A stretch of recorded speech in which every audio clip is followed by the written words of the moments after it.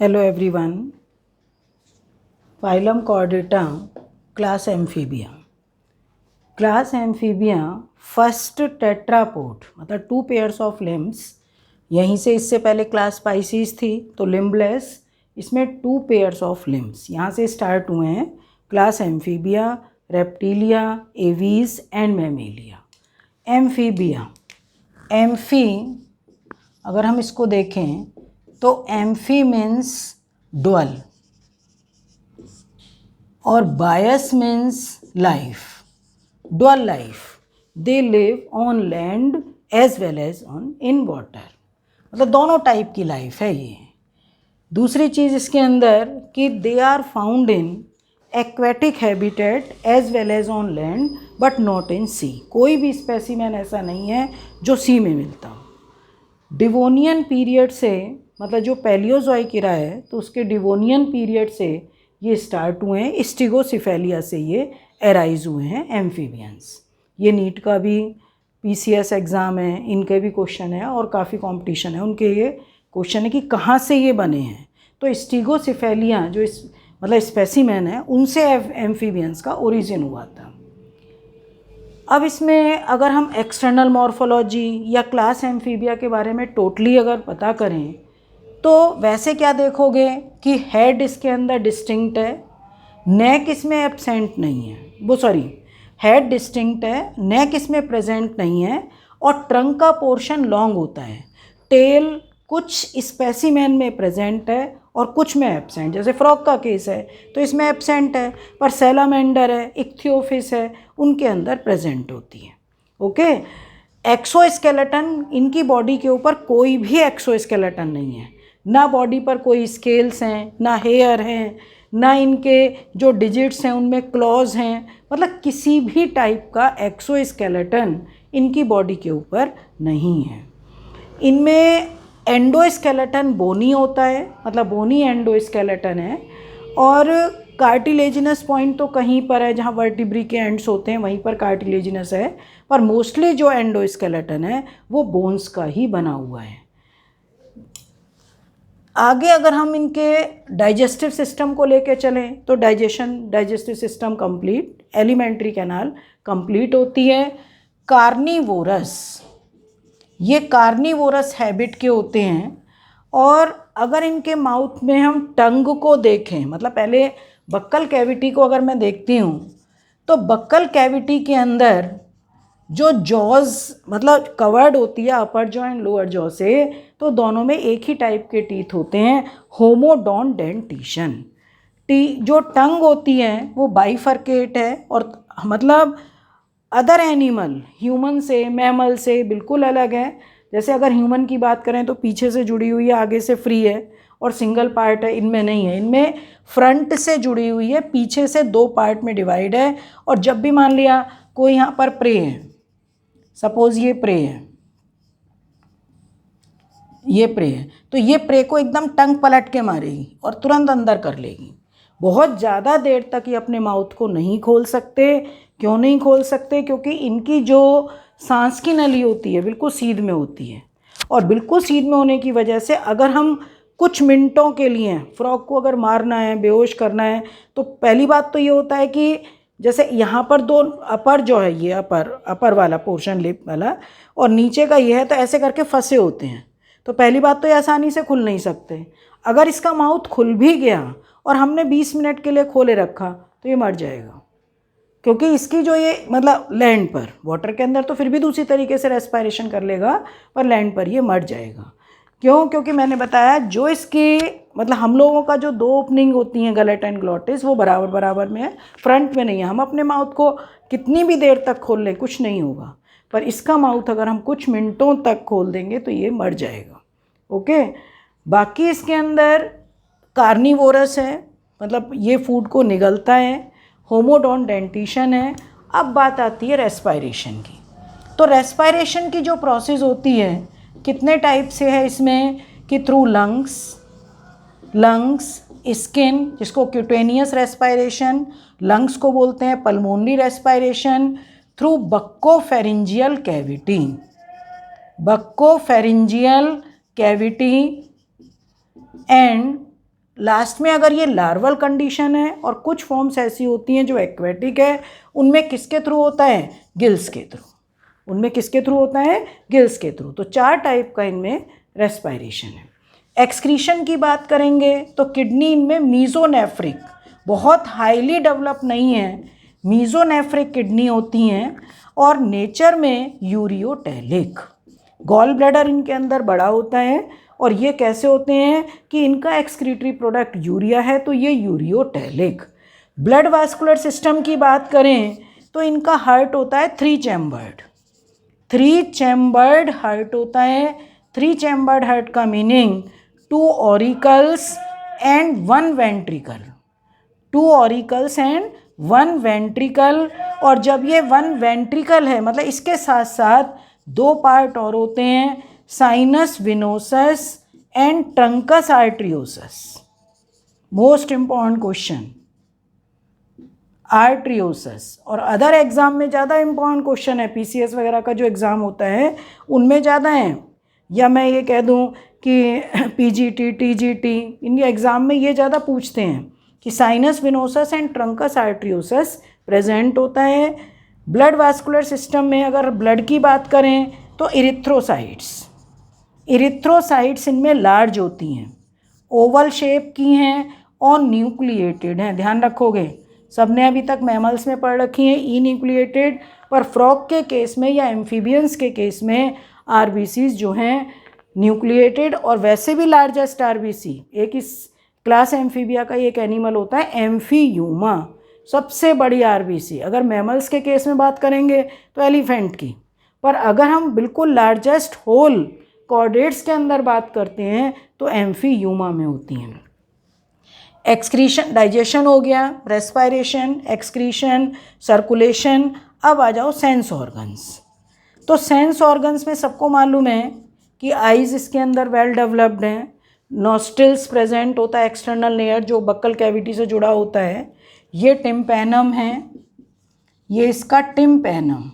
External years absent होते हैं। Middle ear में एक पहले तो रॉड जाती है जिसको कॉल्यूमेला ऑरिस बोलते हैं, और वो स्टेपीडियल प्लेट से जुड़ी होती है, और अंदर वो किस मिडिल ईयर किससे जुड़ा होता है, internal ear, membranes labyrinth. Cranial nerves की तुम बात करोगे तो क्रेनियल नर्व्स इनके अंदर कैसी होती हैं, 10 pairs. Cranial nerves 10 pairs, 10 pairs का मतलब कि मैमल्स के केस में 12 पेयर्स हैं, तो लास्ट की जो 11th एंड 12th पेयर है, मैंने क्रेनियल नर्व्स की भी वीडियो डाली हुई है कि किस इजी तरीके से कैसे लर्न करोगे, वो डाला 20 की वीडियो डाली हुई है। तो लास्ट की 2 spinal accessory and hypoglossal 11th and 12th वो इनके अंदर एब्सेंट है। मोस्ट इंपॉर्टेंट क्वेश्चन है ये। Hepatic portal system, renal portal system, दोनों ही पोर्टल सिस्टम इनके अंदर प्रेजेंट होते हैं। अब अदर कैरेक्टर्स की हम बात करें तो ये एनिमल कैसे होते हैं, दीज एनिमल्स आर पॉइक्लोथर्मिक, ये होते हैं पॉइक्लोथर्मिक। पॉइक्लोथर्मिक का मतलब क्या होता है, कोल्ड ब्लडेड एनिमल, कि इनकी बॉडी का जो टेम्परेचर होता है वो एटमॉस्फेयर के टेम्परेचर के साथ साथ चेंज होता रहता है, इसलिए बहुत ज़्यादा गर्मी और बहुत ज़्यादा सर्दी इनको सहन नहीं होती। तो इनके अंदर 2 प्रोसेस होती हैं, एक तो हाइबरनेशन और एक होता है एस्टिवेशन। हाइबरनेशन का मीनिंग विंटर स्लीप, कि बहुत ज़्यादा सर्दी में इनएक्टिव फेज में चले जाते हैं, और बहुत ज़्यादा गर्मी में ये समर स्लीप, अपनी दोनों ही कंडीशन में इनएक्टिव फेज में चले जाते हैं। क्यों? क्योंकि इसमें इनका ब्लड बॉयल करने लगता है, और इनमें इसका ब्लड, अगर बहुत ज़्यादा सर्दी है तो इनका ब्लड जमने लगता है। ठीक है।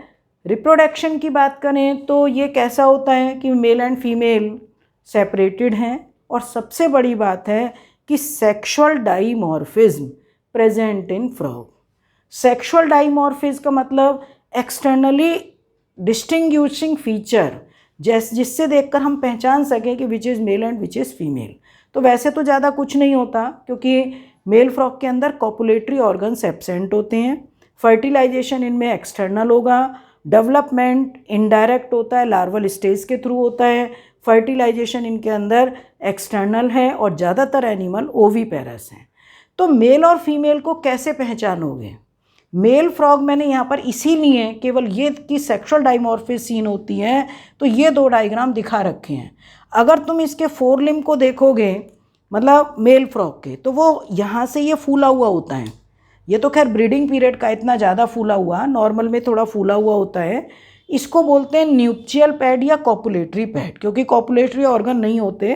तो ब्रीडिंग टाइम में ये मेल मतलब फीमेल फ्रॉग को इन पैड्स के थ्रू पकड़ता है और तभी फीमेल की ओवरी पर जब प्रेशर पड़ेगा तो वो ओवरी से ओवा रिलीज होंगे, उसी समय मेल अपने स्पर्म को भी उस पर मतलब जो एग्स का स्पॉन होता है उस पर छोड़ देता है। फीमेल के केस में ये नॉर्मल केस होता है, तो इसलिए बाहर से देखकर वैसे पहचान लेंगे केवल ये कैरेक्टर के थ्रू। बाकी अगर लिम्स कहें तो ये पेंटा मतलब 5 लिम्स हैं, इसके अंदर डिजिट्स हैं, और ये 4 डिजिट्स हैं, तो 4 और 5 डिजिट्स होती हैं ये। अब लास्ट की बात अगर इसमें करें कि मैंने अभी बताया था कि डेवलपमेंट इनडायरेक्ट, इसमें लार्वल स्टेज होती है। तो लार्वल स्टेज में जैसे मान लिया इसके अंदर कि लार्वा से एडल्ट के अंदर जो फॉर्मेशन होता है और जो भी चेंजेस हुई उसको बोलते हैं मेटामॉर्फोसिस। ये फ्रॉग्स स्पॉन हैं, ये फ्रॉग के स्पॉन हैं। स्पॉन का मतलब ग्रुप ऑफ एग्स 500 to 600। ये इनके जो एग्स होते हैं half black and half white. इनसे एक बिल्कुल इनसे छोटा छोटा लार्वा निकलता है। मान लिया स्टार्टिंग में मैं लार्वा को इस तरीके से दिखाऊं,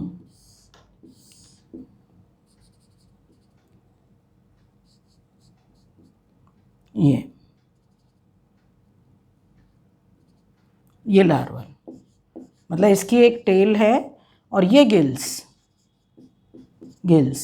एग्स स्पॉन ये गिल्स के थ्रू एक्सटर्नल गिल्स।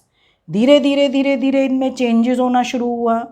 ये इंटरनल गिल स्टेज, और इंटरनल गिल स्टेज के अंदर एक तो हल्के से मतलब इस तरीके से लिम्स बनने शुरू होंगे। गिल्स कवर्ड बाई ओपरकुलम, ये ओपरकुलम से गिल्स कवर्ड हो जाएंगी ये, और यहाँ पर ये इसके जॉज बन जाएंगे, मतलब ये जॉज बन गए और अभी भी टेल है ही, ये अभी भी टेल है। धीरे धीरे इनमें और चेंजेस हुए।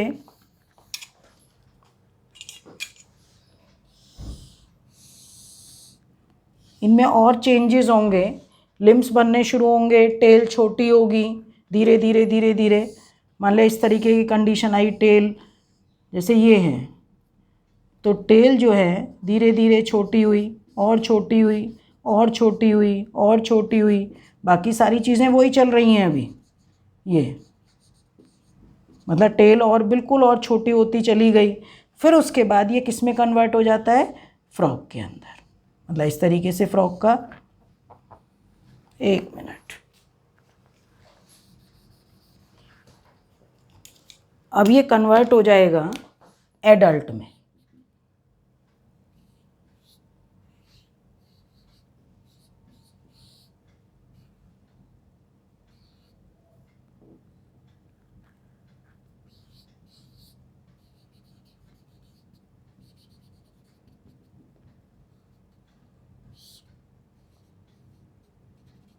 ये मतलब इस तरीके से एडल्ट में।